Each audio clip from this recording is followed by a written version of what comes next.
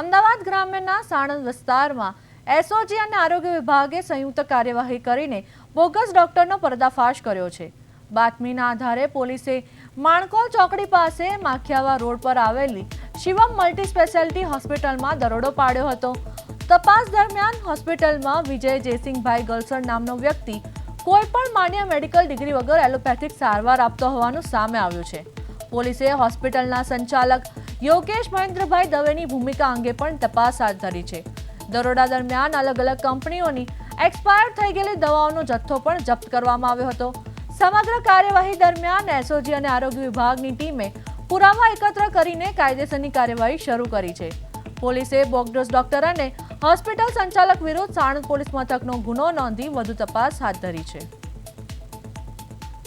અમદાવાદના સાણંદમાં bogus doctor ઝડપાયો, degree વગર કરતો હતો પ્રેક્ટિસ।